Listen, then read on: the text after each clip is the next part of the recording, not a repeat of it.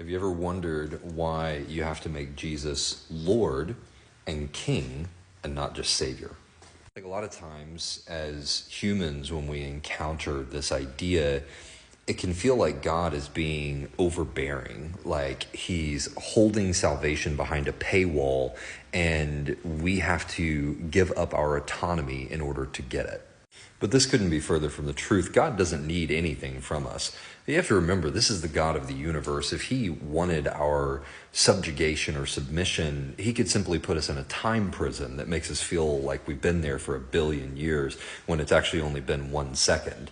He could read our heart's desires and simply present us with exactly what we want and exactly what we need after depriving us of everything that we want and need for a long enough period of time that we would have no willpower left to resist.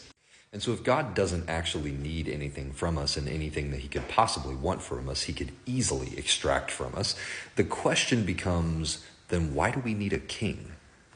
And why do we have to submit to Jesus' lordship? I mean, that doesn't make any sense if God doesn't actually need anything from us. What's the point of all this? The answer comes in powers and kingdoms. So what you have to understand is that there is a spiritual dimension, and I'm going to use less spiritual language for this so that we can speak plainly. So there is a dimension. We call that the spiritual realm. And within this dimension, there are creatures that the being who created this dimension and everything else around it created, right? And so within that dimension, you now have territory, right? You have land. That land may mean something different there, but we know that that there is territory, there is space, right? And there are objects to fill that space. We know that there is a kingdom there. There is a throne. There is a street that is paved with gold, right? So we know that there is a kingdom that exists in this dimension. And within this kingdom, there are creatures who serve different purposes. There are messengers, there are warriors, there are many types of creatures that serve different types of functions, just like any other kingdom. Now, when God created the earth and he put mankind on the earth, he gave mankind rule over the kingdom of the earth. Okay, so there's a new dimension now, right? You have a spiritual dimension, and then you have this natural dimension that we occupy as human beings. And within this natural dimension, God gave us rule over that dimension. It's what you see in Genesis. He said, go forth and subdue everything. The problem is that in the spiritual dimension, there were a group of angels who disagreed with what God was doing, and they rebelled. And from that rebellion, they formed a second kingdom. So we had a kingdom of light, and we'll just use that word for simplicity here. So you had the kingdom of light, which was the kingdom that ruled the spiritual dimension. And then you have a kingdom of darkness, which is a group of angels who abandoned their post and decided to form a coalition that would rebel against the kingdom of light. Now, in this rebellion, they were cast down to the earth. And so what happened here is Satan came, and through the temptation of Adam and Eve, he took Adam's rule, his rightful rule over the earth, and he took possession of that. And so for a time, Satan ruled over the earth. And so Satan and his angels and the spirits who decided to side with Satan as his angels, they became the rulers over this earth, which means that they controlled certain territories, they controlled resources, they had influence over how things were done, they influenced culture, they influenced ideology, they influenced art, they influenced everything. The kingdom of darkness asserted its influence during its time of rule in the earth. Now, this is where Jesus comes in and where his kingship becomes incredibly important. So when Jesus came, he overturned Satan's rule. He deposed him as the ruler of this earth and took control of that from him, which means that now the kingdom of darkness is illegally occupying the earth. They're still here. They still have influence over different territories. They still have influence over resources and economies, but they are doing so illegally because Jesus took back authority over those territories.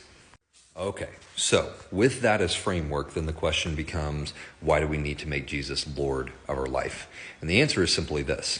When you're born into the earth, you are born into the kingdom of darkness. Simply because you were born here. It's just like being born in Russia. If you were born in Russia, you would be part of the kingdom of Russia. If you were born in America, be part of the kingdom of America. Now, if you want to leave that kingdom, the problem you run into is that there would have to be somewhere else for you to go. There are only two kingdoms. There is the kingdom of darkness and the territories that are controlled by that kingdom, and there is the kingdom of light. There are no other kingdoms, so there is nowhere else to go. You are either on land that is occupied by the kingdom of darkness, or you are on land that is occupied by the kingdom of light. There is no in between.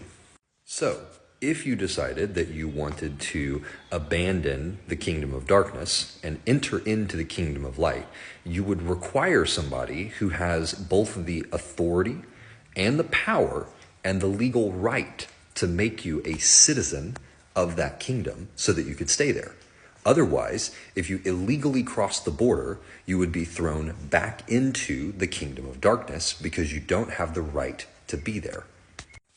So when you go to Jesus and say, Jesus, I need you to save me from my sins. I need you to save me from all of the wrongdoing that I've done, or I need you to save me from the addiction that is ruling and owning and ruining my life, or the darkness that I feel has control of me and a hold on me that I can't break free from. Jesus, I need you to save me from this.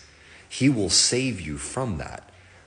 But then you have to make him Lord so that he can translate your citizenship from the kingdom of darkness to the kingdom of light.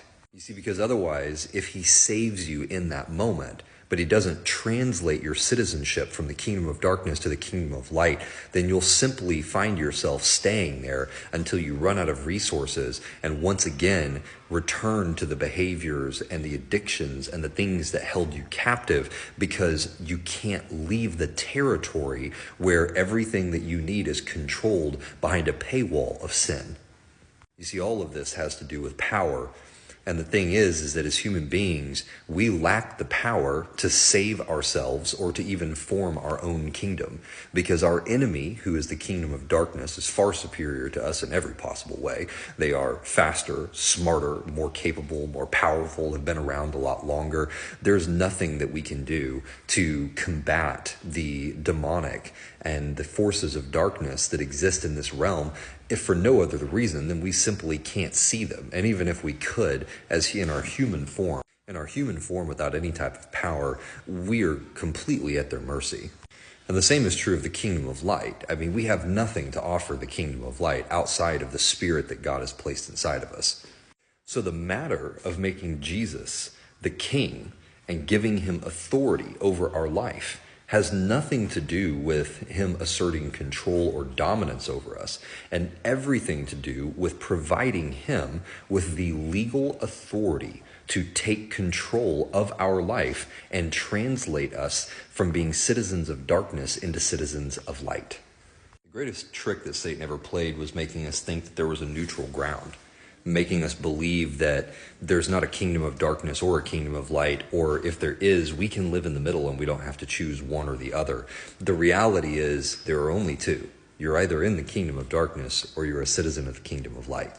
So if today you find yourself in bondage to addiction or in bondage to a lifestyle that you want to escape from, and you feel as though you cannot find the power to break free, I want to encourage you to make Jesus the Lord of your life. Accept him as the king. Give him control and say, Jesus, you are my king. You are my Lord. Translate me into your kingdom of light so that I can be saved from this life of death.